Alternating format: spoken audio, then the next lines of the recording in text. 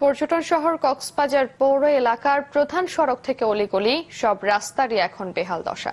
খানাখন্দে ভরপুর এসব সড়কে যাতায়াত এখন ভোগান্তির আরেক নাম।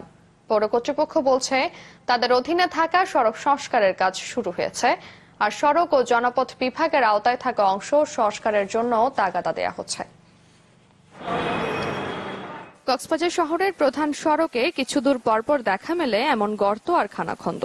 লালদিঘির পাড় থেকে আলীজাহান পর্যন্ত 1.5 কিলোমিটার এলাকা জুড়ে এমনই বেহাল দৃশ্য।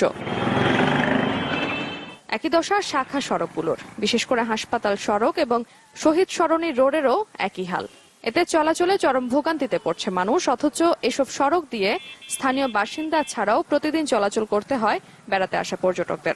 তারা এই নরমাল ভাবে রাস্তাটা তৈরি করে যাতে একটু করে বৃষ্টি হওয়ার সাথে সাথে রাস্তাটা ভেঙে যায়, আবার আগের মতো হয়ে যায়। জেলা সদর হাসপাতাল রোগীরা যাইতে খুব কষ্ট হয়, যে জায়গায় আগে লাগতো 5 মিনিট সময় এখন আধা ঘন্টার অধিক চলে যায়। রাস্তাগুলো ভেঙে চলাফেরা দায় হয়ে পড়ছে।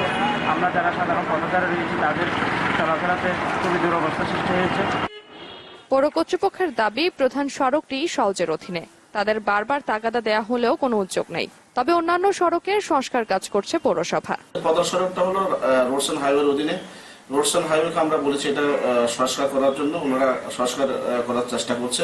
এবং আমাদের পৌর শহরের মধ্যে পৌরসভার অধীনে যে রাস্তাগুলো আছে এই রাস্তাগুলো আমরা অলরেডি মেরামতের কাজ শুরু করেছি। 33 বর্গ কিলোমিটার আয়তনের কক্সবাজার পৌরসভায় বর্তমানে প্রায় 1,70,000 মানুষের বসবাস। কিন্তু তাদের জন্য যেসব সড়ক আছে তার বেশিরভাগই ব্যবহার উপযোগী নয়, ফলে ভোগান্তির শেষ নেই চলাচলে। Desk report, channel 24।